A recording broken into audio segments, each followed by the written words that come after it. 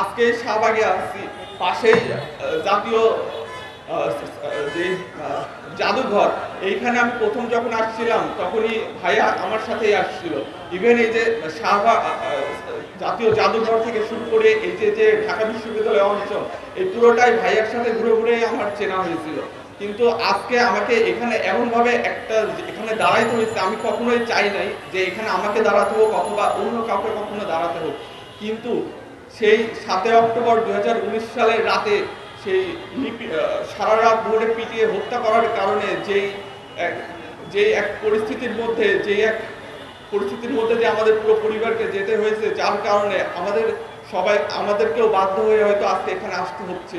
কারণ আমরা কোনো অবস্থাতেই চাই না সেই আমার ভাইকে যারা হত্যা করেছে তারা কোনো অবস্থাতেই ছাড় পায়।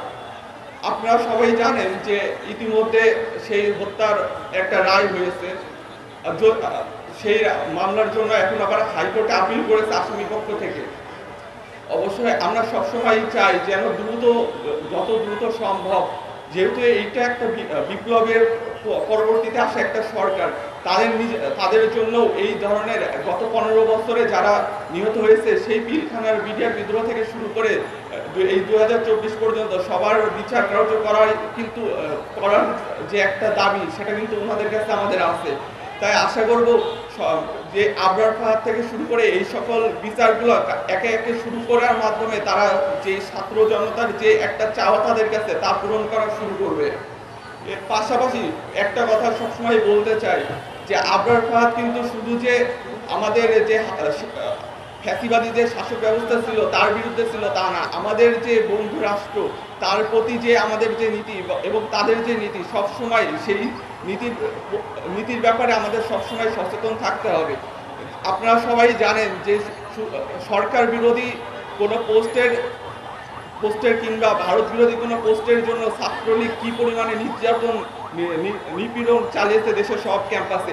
আমি নিজেও যখন বিশ্ববিদ্যালয়ে ভর্তি হয়েছি, তারপরে আমাদের বিভিন্ন বিশ্ববিদ্যালয়ের বন্ধু বান্ধবরা বলছে, দেখ তোরা তো ভালো আছিস, আমাদেরকে রাতে ডেকে নিয়ে যাওয়া হয়, আমাদের মেডিকেলের ভাই বন্ধুরা বলে আমাদেরকে দিনের পর দিন এইভাবে যদি ডেকে নিয়ে যায় তাহলে আমরা পড়ালেখা কখন করব। তাই কখনোই যে এই যে একটা ভীতিকর পরিস্থিতি ছিল, ভীতিকর একটা ছাত্র রাজনৈতিক পরিবেশ ক্যাম্পাসগুলোতে ছিল, তার জন্য কখনো আর ফেরত না আসে। সেই জন্য অবশ্যই যারা আছে সকল রাজনৈতিক সংগঠন থেকে শুরু করে ছাত্র জনতা সবাইকেই সচেষ্ট হওয়া উচিত বলে আমি মনে করি। আর অবশ্যই আমাদের যে বিপ্লব, এতদিন যে একটা কালচার ছিল, মূলত আবরার ফাহাদকে মারার পিছনে যে একটা কারণ ছিল যে শিবির ট্যাগ দিয়ে কাউকে মারা গেলেই সবকিছু যায়। এই যে ট্যাগ দেওয়ার জন্য একটা মনস্তাত্ত্বিক ধারণা আমাদের মধ্যে গত 15 বছর ধরে ঢুকিয়ে দেওয়া হয়েছে। আমাদের এখন কিছু হলেই আমরা সবসময় প্রমাণে ব্যস্ত হয়ে যাই যে না, আমি শিবির না, আমি ছাত্রদল না, আমি এই না ওই না। কিন্তু এই যে ট্যাগিং এর জন্য আমাদের মধ্যে একটা মানসিক পরিবর্তন বা আমাদের মনে একটা ভয় ঢুকে গেছে, এই ভয় থেকে পরিবর্তনের জন্য অবশ্যই আমাদেরকে আবার নতুন করে সচেষ্ট হতে হবে।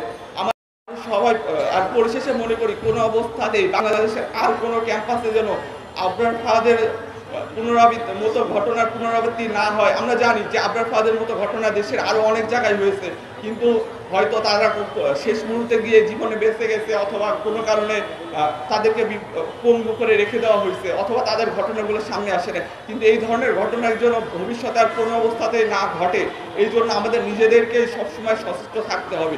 যেই শুধুমাত্র ব্যক্তি স্বার্থকেন্দ্রিক যে ব্যক্তির লাভের উদ্দেশ্যে যে রাজনীতি হতো ক্যাম্পাসগুলোতে, সেটা যেন কোনো অবস্থাতে ফেরত না আসে, এই জন্য সবাইকে